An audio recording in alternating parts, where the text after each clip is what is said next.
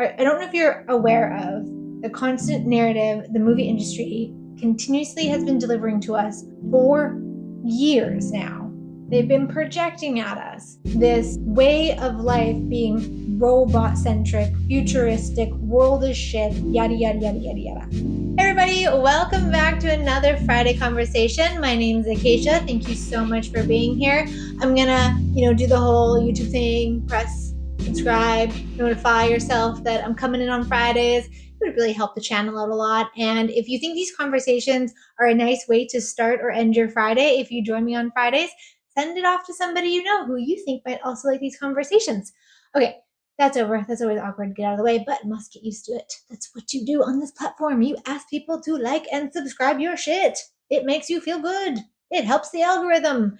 It helps your channel grow, whatever it is. Anyways, today's conversation is about the future and how the future is not set. It is just a possibility and a probability based on a whole whack of factors and the choices that we as wonderful beings on this planet get to make, and how we can alter the future at any point. And how many times have we altered possible futures based on awareness that we get, being like, I don't like the way that this is going. Let me choose something different. And we do. But we oftentimes, when it comes to like the collective, think we have zero power in changing the future. And I'm here to remind you, you do. We are more powerful than you think. There's that quote, that goes, we fear how powerful we are. Well, what if we didn't fear it anymore? What if we already just knew that we were powerful fucking beings and we could change anything at any point? And you can. This conversation is coming off of a little wormhole I went down on Amazon Prime the other day. And I was searching for a movie, and all I saw was doom and gloom and this like futuristic, the world is shit. We're living in these boxes. We're living in these like made up cities, and the air is killing us, and there's just robots everywhere. And it is just like a shitty life. And I'm like, who the fuck is creating this? We are literally creating this. And do we have to? No, but because movies have been putting out for years and years and years this like real robot future, sci-fi doom and gloom of the universe, that we will create that if that's what we're buying and if that's what we keep putting our attention to.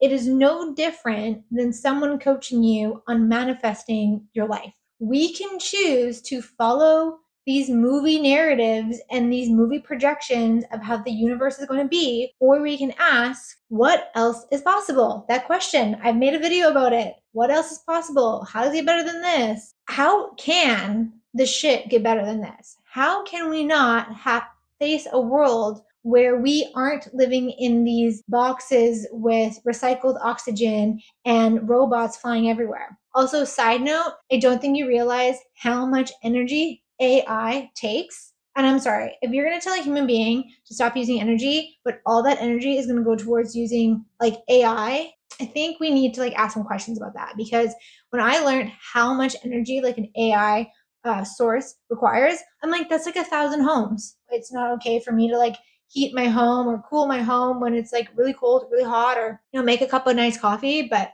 generating the AI is the way to go. Like, fuck that. This conversation about futuristic shit is so not I'm fighting it. And I know I've made a video about fighting it. So part of this video is also to, coach my own self in what if we didn't fight it? We have the power to change anything. And if we started asking more questions about what the earth needs from us, if we ask more questions about who's doing shit that's really good for the planet, let's support them. Let's get innovative. Let's start creating communities that are very much nurturing the earth, like right back to the earth. Like nurturing goes both ways. The earth nurtures us and we can nurture the earth, instead of just throwing out doom and gloom, making choices that continue to perpetuate that future, that narrative. Let's think of something else. Envision a beautiful land. Let's make choices that align with that. Let's not fight the people who want to create this narrative. Okay, I get it. Let's not fight it. Let's feed something else, right? I made that video about what you fight, you feed. So how about we feed a world that is drastically different from what has been projected at us? Let's change the movie that's playing in our minds. Let's ask the universe to show us.